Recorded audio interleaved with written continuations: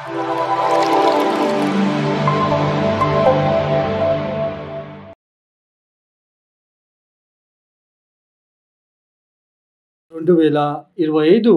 March 29వ తేదీ శనిగ్రహ మార్పు జరుగుతున్నది.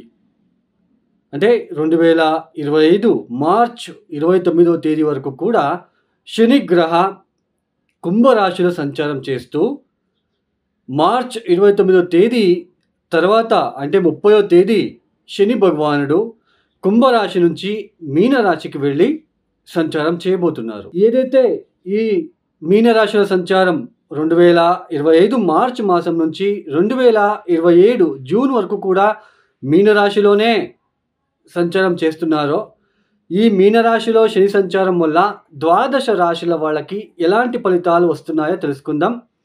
దానికన్నా ముందు ముఖ్యంగా ఒక 2 నిమిషాల పాటు మీకు కొద్దిగా శనిగ్రహ గురించి మీకు ఎక్స్ప్లెయిన్ చేస్తున్నాను. సోది అని ఎవరు అనుకోకండి. ఇది ఎందుకు ఇవన్నీ చెప్తున్నాను అంటే, వాస్తవాన్ని మీకు చెప్తే మీరు అర్థం చేసుకుంటారు అనే ఒక ఉద్దేశంతో చెప్పడం జరుగుతున్నది కాబట్టి చెప్తున్నాను. ముఖ్యంగా ఏళ్నాటి శని, అర్ధాష్టమ శని. అర్ధాష్టమ శని అంటే చతుర్థ స్థానంలో శని వచ్చినప్పుడు దాన్ని అర్ధాష్టమ శని అంటాము. పంచమ స్థానంలో శని వచ్చినప్పుడు దాన్ని పంచమ స్థానం అంటాం, పంచమ శని అంటాము. తర్వాత అష్టమ స్థానంలోకి శని వచ్చినప్పుడు దాన్ని అష్టమ శని అంటాము. సో ఇలా ఏళ్నాటి శని, అర్ధాష్టమ శని, పంచమ శని, అష్టమ శని. సో ఇవన్నీ కూడా మనకి ఇది వస్తుంది అనగానే చాలా మందికి ఒక భయము, ఆందోళన ఏర్పడుతూ ఉంటుంది. అంటే ప్రతి మనిషిలో కూడా ఎలాంటి థాట్స్ వస్తున్నాయంటే, ఏ కష్టం వచ్చినా దానికి రీజన్ శనిదేవుడే అన్నట్టుగా భావిస్తున్నారు. అలా కాదండి. ఇక్కడ ముఖ్యంగా మీ స్వజాతకం, మీ జన్మ జాతకంలో శని బలిష్టంగా ఉన్నాడా, శని బలహీనంగా ఉన్నాడా తెలుసుకోండి. శని బలిష్టంగా ఉన్నట్లు కనుకైతే ఆత్మవిశ్వాసం ఎక్కువగా ఉంటుంది, ఉద్యోగంలో ఇబ్బందులు ఉండవు, వ్యాపారంలో ఇబ్బందులు ఉండవు, సంఘంలో మీకంటూ ఒక గుర్తింపు, గౌరవం అనేది ఉంటున్నది. అదే శని బలహీనపడ్డప్పుడు ఆత్మవిశ్వాసం ఉండదు, ఉద్యోగంలో అభివృద్ధి ఉండదు, ఏ చిన్న పని చేసుకుంటూ చాలా కష్టపడుతూ శారీరకంగా కష్టపడాలి.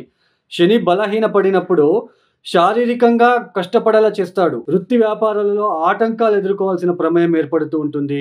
మోసపోవడము, నష్టపోవడము, ఆరోగ్యం విషయంలో ఇబ్బందులు, ఇవన్నీ కూడా శని బలహీనపడ్డప్పుడు పుట్టినప్పుడు ఉన్న వ్యక్తులకి ఉంటుంది. అలానే మనకి గోచారంలో ఒక్కొక్క గ్రహము ఒక్కొక్క స్థానానికి వచ్చినప్పుడు ఆ స్థానం మీద అష్టకవర్గ బిందువులు ఎన్ని ఇచ్చారో చూసుకోవాలి. చూడండి, ఇప్పుడు వృషభ రాశి వాళ్ళకి లాభస్థానంలో శని వస్తున్నాడు. అంటే శని మనకి వృషభ రాశి వాళ్ళకి చాలా మంచి మార్పులు తీసుకొని వచ్చి ఇస్తాడు. అంటే శుభ ఫలితాలు ఇస్తాడు. బట్ ఆ శుభ ఫలితాలు ఇస్తాడు అని మనం చెప్పుకుంటున్నాము. బట్ కొంతమంది కొద్ది రోజులు అయిన తర్వాత మెసేజ్ చేస్తూ ఉంటారు, మీరు చెప్పినట్టే జరగట్లేదు అని. వై? బికాజ్ చూడండి, అష్టకవర్గ బిందువులు ఎన్ని ఇచ్చాడో చూసుకోండి. శని భగవానుడు లాభస్థానంలో వస్తున్నాడు అంటే పూర్తిగా శుభం కాదు. పూర్తిగా శుభ ఫలితాలు ఇవ్వాలి, ఉద్యోగంలో అభివృద్ధి ఇవ్వాలి, వ్యాపారంలో అభివృద్ధి ఇవ్వాలి. శనికి సంబంధించిన బిజినెస్ ఎవరైతే చేస్తున్నారో, కాంట్రాక్టర్స్ కావచ్చు, పొలిటికల్ లీడర్స్ కావచ్చు, స్క్రాప్ బిజినెస్ కావచ్చు, కోల్ బిజినెస్ కావచ్చు, స్టీలు బిజినెస్ కావచ్చు, ఇనుప బిజినెస్ కావచ్చు, ఇలాంటి బిజినెస్ చేస్తున్న వాళ్ళకి చూసుకోండి, అష్టకవర్గ బిందువులు ఎన్ని ఇచ్చారో చూసుకోండి. అష్టకవర్గ బిందువులు ఎక్కువ ఇచ్చి ఉంటే 4, 5, 6 ఇచ్చి ఉంటే ఫెంటాస్టిక్గా ఉంటుంది. తర్వాత దశాభుక్తి మ్యాచ్ చేసుకోండి. చూడండి, ఇంకొకటి చెప్తున్నాను. శనిగ్రహ పంచమ స్థానానికి వచ్చినప్పుడు ఒకలాగా ఫలితాలు ఉంటాయి, చతుర్థానికి వచ్చినప్పుడు ఒకలాగా ఫలితాలు ఉంటాయి, ఏళ్నాటి శని సమయంలో ఒకలాగా ఫలితాలు ఉంటాయి. ఏళ్నాటి శని సమయంలో కావచ్చు, అర్ధాష్టమ శని అంటే చతుర్థ స్థానంలో శని వచ్చినప్పుడు దేని మీద ఇన్వెస్ట్ చేయకుండా ఉన్న దాంట్లోనే వెళ్ళాలి.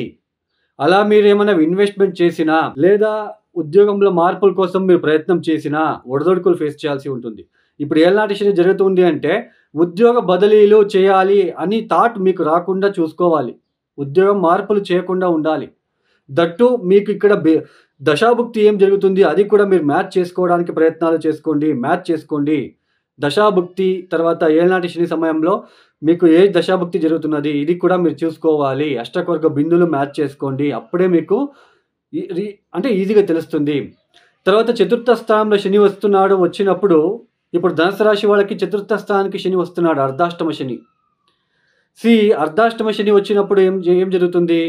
సో మీరు ముందే ఇంటికి సంబంధించిన విషయంలో చాలా జాగ్రత్తగా ఉండాలి. ఇప్పుడు ఇల్లు కట్టాలి, లేదా సైట్ కొనుగోలు చేయాలి, సైట్ అమ్మాలి, ఇవన్నీ కొద్దిగా మానుకోవాలి.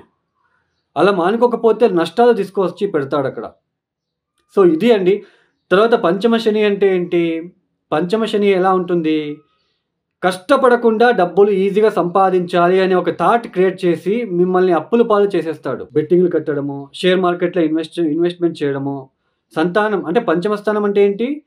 షేర్ మార్కెట్టు, ఈ క్రియేటివ్ థాట్స్ అని అంటాం. మన ఆలోచన విధానం ఎలా ఉంటుంది? అది మనం పంచమ స్థానం నుంచి చూస్తాము. తర్వాత కొంతమంది జెలసీగా ఫీల్ అవుతూ ఉంటారు. అది కూడా పంచమ స్థానమే ఇంపార్టెంట్. తర్వాత సంతానం విషయంలో కూడా అభివృద్ధి ఉందా? లేదా? సంతానం ద్వారా మనకి ప్రాఫిటబుల్‌గా ఉంటుందా? లేదా? దాన్ని కూడా పంచమ స్థానం నుంచి చూస్తాము. ఇలా పంచమ స్థానంలో శని వచ్చినప్పుడు కష్టపడకుండా, శరీరానికి ఏది ఇబ్బంది రాకుండా మనం కూర్చొని తినాలి అనే ఒక థాట్ పుట్టిస్తాడు. బెట్టింగ్‌లు, షేర్ మార్కెట్‌లో ఇన్వెస్ట్‌మెంట్ చేయడము, 5,00,000 చేస్తే ఇన్వెస్ట్‌మెంట్ చేస్తే 10,00,000 వస్తుందంట. లేదా 25,000 రూపాయలు బెట్టింగ్ కడితే 50,000 వస్తుంది. 50,000 పాటు మనం కూర్చొని 5 నెలలు తినొచ్చు కదా! అన్నట్టుగా క్రియేట్ అవుతుంది అక్కడ. అందుకే మనము చూసుకొని మనం వెళ్ళాలి అండి. అక్కడ పంచమ స్థానంలో ఎన్ని అష్టకొర్గ బిందులు ఇచ్చాడు అది చూసుకోవాలి అండి. ఇవన్నీ మీకు చెప్తున్న ఉద్దేశ్యం ఏంటి అంటే అర్థం అవ్వాలి. మీరు ప్రతి ఒక్కరు కూడా అర్థం చేసుకొని బాగుండాలి అనే ఒక ఉద్దేశ్యంతో చెప్పడం జరుగుతున్నది. ఇక మనము ద్వాదశ రాశిల వాళ్ళకి వెళ్ళే ప్రయత్నం చేద్దామండి. ఈ కుంభరాశి వాళ్ళకి 2025 మార్చ్ 29వ తేదీ వరకు కూడా జన్మ రాశిలో సంచారము. 2025 మార్చ్ 30వ తేదీ నుంచి మీ ద్వితీయానికి వెళ్ళిపోతాడు. మీరు ఏదైతే ఈ 2.5 సంవత్సరాలు జన్మరాశిలో సంచారం చేసేటప్పుడు ఏ ఇబ్బందులైతే మీరు పడ్డారో ఆరోగ్యరీత్యా కావచ్చు, అపవాదాలు కావచ్చు, ఈ సమయంలో లేజినెస్‌గా, లోన్‌లీగా ఫీల్ అవ్వడం కావచ్చు, ఒక భయం అనేది ఎక్కువగా ఉంటుంది ఈ సమయంలో. మానసిక ప్రశాంతత ఉండదు. అపవాదాలు, వృథాహా మీ పైన గొడవలొస్తూ ఉంటారు. ఎవరైనా ఒకరు గొడవలు చేయడానికి వస్తూ ఉంటారు. ఇలాంటివన్నీ మీరు ఫీల్ అయ్యి ఉంటారు. బట్ ఇక మీద అలా ఉండదండి. ఇవన్నీ తగ్గుముఖమవుతాయి. ద్వితీయానికి వెళ్తున్నాడు. ద్వితీయానికి వెళ్ళినప్పుడు శని ఒకలాగా బిహేవ్ చేస్తాడు. ద్వితీయానికి వెళ్ళినప్పుడు మనకి ఎలా ఉంటుంది? డబ్బు ఎక్కువ ఖర్చు పెట్టరాదు అనే ఒక లెసన్‌ని మనకిక్కడ శనిదేవుడు నేర్పించడానికి అవకాశాలుంటాయి. నా కుటుంబ పరంగా నేను ఎక్కువ అభివృద్ధి సాధించాలి అనే ఒక తపన క్రియేట్ అయ్యేలా చేస్తాడు. అయినా ద్వితీయ స్థానంలో వెళ్ళినప్పుడు శని డబ్బు ఎంత ఇవ్వాలో మీకు అంతే ఇస్తాడు. ఎక్కువ అతి ఆశతో ఉన్న వాళ్ళకైతే ఇక్కడ నష్టపోవడానికి అవకాశాలుంటాయి. తర్వాత ఫ్యామిలీ, ఫైనాన్షియల్లీ కొద్దిగా ఇంకా యావరేజ్ ఫలితాలే ఉంటాయి మనకి. బట్ ఇక్కడ ఏంటి కుంభరాశి వాళ్ళకి గుడ్ న్యూస్. ఈ సంవత్సరం 2025 ఏప్రిల్ తర్వాత గురుబలం వస్తున్నది మీకు. మీ ద్వితీయాధిపతి పంచమానికి వెళ్తున్నాడు. సో, ఎన్ని ఇబ్బందులున్నా ఇన్ని రోజులు మీరు ఏదైతే ఇబ్బందులు పడ్డారో అవన్నీ 2025లో కొద్దిగా ప్రశాంతత ఉంటుంది. అంటే గురుబలం వస్తుంది కాబట్టి మేనేజ్ చేసుకొని వెళ్తారు. ఒక పీస్‌గా వెళ్తారు. ఒక హ్యాపీగా ఉండడానికి ప్రయత్నాలు చేసుకుంటారు. ఇది మాత్రం బాగా గుర్తుపెట్టుకోండి. ఈ సమయంలో కుంభరాశి వాళ్ళు షూరిటీ సంతకాలు వేయొద్దు. తర్వాత మధ్యవర్తితో మీరు డబ్బులు ఎవరికైనా అప్పులు ఇప్పించవద్దు. బిజినెస్ ఎక్స్‌పాన్షన్ వద్దు. ఉన్న దాంట్లోనే సరైన పద్ధతిలో మీరు ముందుకు వెళ్తే సక్సెస్ సాధిస్తారు. అందులోన ద్వితీయ స్థానంలో శని ఎన్ని అష్టకొర్గ బిందులు ఇచ్చాడు అది కూడా మీరు చెక్ చేసుకోండి. 4, 5, 6 ఇచ్చి ఉంటే పెద్దగా డిస్టర్బెన్సెస్ అయితే ఉండదు. అన్నీ మీకు కలిసి వచ్చే కాలం అని చెప్పుకోవచ్చు. ఒకవేళ 0, 1, 2 బిందులు ఇచ్చి ఉంటే కొద్దిగా ఫ్యామిలీ, ఫైనాన్షియల్లీ కొద్దిగా డిస్టర్బెన్సెస్, ఒడిదుడుకులు ఉంటాయి. దశాభుక్తి కూడా చూసుకోండి. ఈ సమయంలో ఏదైనా చెడు గ్రహ దశ జరుగుతూ ఉంటే, పోనీ ఇంకొక ఎగ్జాంపుల్ చెప్పేస్తాను. శని మహాదశ జరుగుతూ ఉంటే ఇప్పుడు మీకు శని ఎక్కడికి వెళ్తున్నాడు? ద్వితీయానికి వెళ్తున్నాడు. అష్టకొర్గ బిందులు గనక 0, 1 ఇచ్చి ఉంటే చాలా కష్టం. చాలా ఇబ్బందులు ఫేస్ చేయాలి.